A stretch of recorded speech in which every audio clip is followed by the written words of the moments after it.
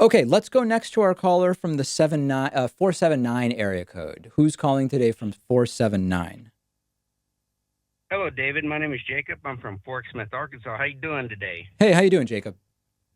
I'm doing all right. So I called you a couple years ago, and I'm wondering if you're. I asked you this specific question, and I'm just wondering if you probably may not remember the question, but like I'm wondering if you have probably have evolved on this question that I'm going to ask you. Basically, I asked you about Medicare for all, Right. and if you think ever be implemented. But with Bernie Sanders running his campaign the way he does, and let's say he does win, and the way he plans on trying to get implemented, do you think it's more likely now?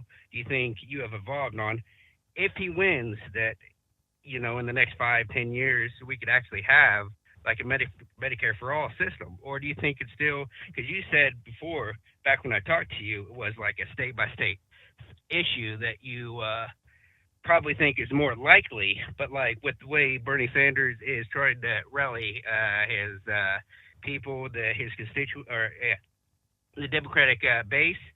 I mean, I'm just thinking it's more likely he could possibly get it implemented, but I don't know. What's your Yeah, I mean, I definitely opinion on think that? it's. I think that now my perspective is that it's more likely that there will be a national Medicare for all implementation than I thought whenever you called a couple of years ago. I still think that there are just significant barriers, and I think that the idea of doing it at the state level, still at least initially doing state single payer, is still not a bad idea, particularly because the states most likely to first implement it are the states where the math will be most favorable to actually doing it. But I've actually, the way I've evolved is a different one on Medicare for all.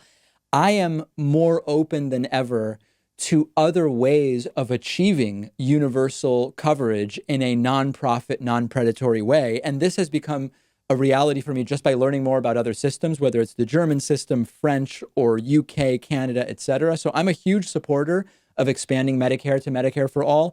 It would be multiple times better than what we have. But I also, and I said this on the Joe Rogan program, and it was misquoted, interestingly, um, Medicare as a base has some issues. Of course, they are solvable issues.